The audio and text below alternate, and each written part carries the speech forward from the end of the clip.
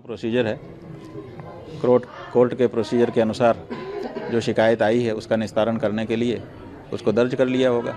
दर्ज करने के बाद क्या करेंगे? जांच करेंगे, गवाही साखी लेंगे, यही न्यायालय की प्रक्रिया होती है।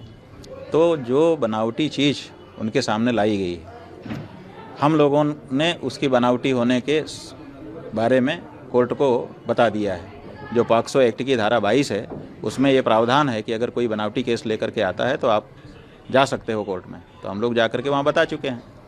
अब जब उसको दर्ज करेंगे तभी तो जांच होगी, तभी तो गवाही साखी होगी। बिना दर्ज किए तो ये सब हो नहीं सकता है। तो उन्होंने दर्ज कर लिया है, जो प्रोसीजर है उसको पूरा करेंगे। उस प्रोसीजर के अंदर ही साफ हो जाएगा कि ये कहानी सही है कि झूठी है।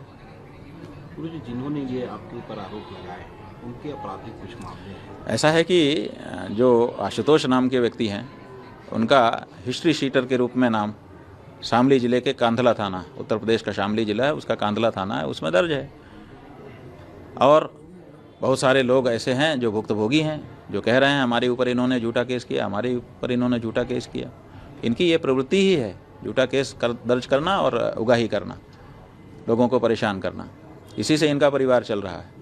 ऐसे लोगों को रामभद्राचार्य, जो अपने आप को जगत गुरु कहते हैं, वो चेला बनाते हैं और चेला बना करके शंकराचार्य, जो सनातन धर्म का सर्वोच्च गुरु है, उसके ऊपर आरोप लगवाते हैं। तो ये जो हमारे ऊपर आक्षेप लगाया गया है ये किसी विधर्मी के द्वारा नहीं लगाया गया है, ये अपने आप को जगत गुरु कहने वाले के चेले के द्वारा लगाया गया है। इसका मतलब क्या है? इसका मतलब है कि हिंदू सनातन धर्म को अब विधर्मियों से इस समय खतरा नहीं है। अंदर के ही लोग हैं जो हिंदू धर्म को समाप्त करना चाहते हैं, शंकराचार्य संस्था को नष्ट करना चाहते हैं। इसलिए जनता को अब इनसे सावधान रहने की ज़रूरत है। माघ मेले के बाद ही गुरुजी लगातार आपके ऊपर इस तरह भाई लगातार हम अपनी आवाज़ बढ़ा रहे हैं और वो लोग डिग्री बढ़ा रहे हैं, यही हो रहा है। जितनी तेजी से गुरुजी जो प्रश्न हम उठा रहे हैं, देखिए आप शुरू से अगर नज़र रखे होंगे तो आपको पता होगा कि जो प्रश्न हमने गौ माता की रक्षा के संदर्भ में उठाए उसका किसी का जवाब तो किसी ने नहीं दिया।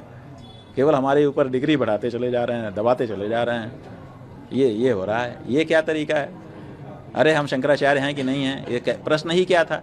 अगर हम शंकराचार्य नहीं भी हैं, सन्यासी हैं, सन्यासी भी नहीं हैं, भारत के नागरिक तो हैं, क्या भारत के नागरिक को, एक हिंदू को गौ माता की रक्षा की आवाज़ नहीं उठाना चाहिए? तो हम उठा रहे हैं। आप उस पर जवाब दीजिए ना। उस पर तो कोई जवाब नहीं है। तुम ये नहीं हो, तुम वो नहीं हो, तुम्हारा ऐसा है, तुम्हारा वैसा है, तुम्हारे ऊपर हम ये आक्षेप लगा दे रहे हैं। अरे आक्षेप लगा दो।